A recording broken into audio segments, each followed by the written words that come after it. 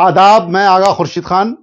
इतिहास के पन्नों को पलटेंगे तो पाएंगे कि देश की आजादी के लिए न जाने कितने मुस्लिम स्वतंत्रता सेनानियों ने अपनी जान की कुर्बानी दी है।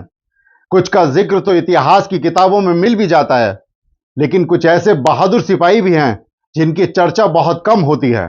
समय के साथ उनके योगदान को उतनी जगह नहीं मिली, लेकिन अगर देश के लिए उनके कुर्बानी की कहानी सुनेंगे तो आपका सीना भी गर्व से चौड़ा हो जाएगा। हमारी आजादी की सीरीज की आज की स्टोरी में हम बात करेंगे एक ऐसे महान स्वतंत्रता सेनानी की जिनके शागिर्दों का नाम सुनते ही अंग्रेज अफसर थर थर कांपते थे। नाम था हाजी इमदादुल्लाह मुजाहिर मक्की रहमतुल्लाह अलैह। हाजी इमदादुल्लाह मुजाहिर मक्की साहब 1857 के ऐसे एक महान योद्धा थे जिनका नाम इस डर से मिटाने की कोशिश की गई ताकि इसके कारण कहीं भारतीयों में राष्ट्रवादी भावनाएं ना भड़क जाएं।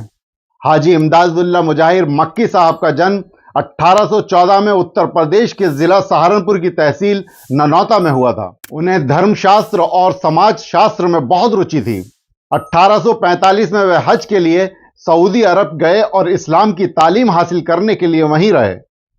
शाह मोहम्मद इसहाक, जो उस समय मक्का में पहले से ही रह रहे थे, उन्होंने हाजी इमदादुल्लाह मुजाहिर मक्की साहब से कहा कि वह भारत लौट आएं और शाह वलीउल्लाह और शाह अब्दुल अजीज द्वारा शुरू किए गए काम को जारी रखें। शाह वलीउल्लाह ने एक ऐसी सोच की कल्पना की थी जिसमें सभी को शामिल करके क्रांति की जाए। 1846 में भारत लौटने के बाद उन्होंने अपने शिष्यों के बीच अंग्रेजों से भारत की आजादी के विचार को अच्छी तरह से व्यक्त किया। हाजी इमदादुल्लाह मुजाहिर मक्की साहब ने मुजफ्फरनगर के थाना भवन से अपने विचारों का प्रचार करना शुरू किया। हाफिज मोहम्मद जामिन, मौलाना कासिम ननौतवी, मौलाना रशीद अहमद गंगोही, मौलाना मजहर और मौलाना मुनीर ननौतवी उनके सबसे महत्वपूर्ण शिष्य थे। फैजाबाद के मौलवी अहमदुल्ला शाह, फजल हक खैराबादी और इमदादुल्लाह प्रमुख इस्लामी विद्वान थे जिन्होंने 1857 के आंदोलन से पहले ब्रिटिश शासन के खिलाफ और हिंदू मुस्लिम एकता के पक्ष में प्रचार किया था। इन लोगों ने न केवल फतवे जारी किए और उपदेश दिए, बल्कि अंग्रेजों के खिलाफ युद्ध के मैदान में भी लड़े।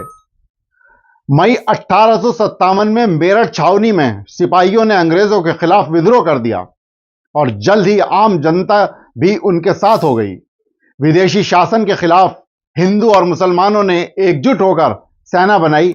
जब सिपाहियों ने बहादुर शाह जफर को बादशाह घोषित करने के लिए दिल्ली की ओर कूच किया तो 70-80 किलोमीटर दूर थाना भवन में हाजी इमदादुल्लाह ने अंग्रेजों के खिलाफ सशस्त्र विद्रोह में उलेमाए, जमींदारों और किसानों का नेतृत्व किया। मुजफ्फरनगर के मजिस्ट्रेट RM एडवर्ड्स ने मेरठ के कमिश्नर को लिखा कि मुसलमानों ने थाना भवन और शामली पर कब्जा कर लिया है। अंग्रेजों की परंपरा के अनुसार उन्होंने क्रांतिकारियों को मुसलमान बताया, जबकि मजिस्ट्रेट ने खुद कहीं और लिखा कि हिंदू, गुजर और जाट भी शामली और थाना भवन के आसपास ब्रिटिश सेना पर हमला कर रहे थे। सितंबर 1857 में हाजी इमदादुल्लाह ने अपने लेफ्टिनेंटों के साथ शामली में तहसील पर हमला किया। अंग्रेजी सेना पराजित हुई और इमारत पर भारतीय झंडा फहराया गया। युद्ध के दौरान हाफिज मोहम्मद जामिन शहीद हो गए। कुछ दिनों के लिए हाजी इमदादुल्लाह ने थाना भवन से क्षेत्र में भारतीय सरकार चलाई। उन्होंने दीवानी और आपराधिक मामलों को निपटने के लिए अपनी अदालत लगाई। अक्टूबर में मेजर सॉयर के नेतृत्व में ब्रिटिश सेना ने थाना भवन पर हमला किया और उसे फिर से अपने कब्जे में ले लिया। हाजी इमदादुल्लाह के नेतृत्व वाली सेना को पीछे हटना पड़ा क्योंकि अंग्रेजों ने मेरठ से थाना भवन तक के रास्ते में कई गांवों को जला दिया और उन्हें उजाड़ दिया क्योंकि उनमें क्रांतिकारियों के परिवार रहते थे। मजिस्ट्रेट ने रिपोर्ट दी कि शहर में कोई भी मुसलमान नहीं बचा है। हमला इतना क्रूर था कि थाना भवन के एक अन्य नेता इनायत अली की मां असगरी बेगम को पकड़ लिया गया और जिंदा जला दिया गया।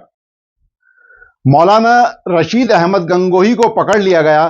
कासिम ननौतवी भाग गए, जबकि हाजी इमदादुल्लाह को आखिरकार 1859 में अरब के मक्का पहुंचने से पहले विभिन्न स्थानों पर शरण लेनी पड़ी और फिर 1896 में 82 साल की उम्र में उनका इंतकाल हो गया।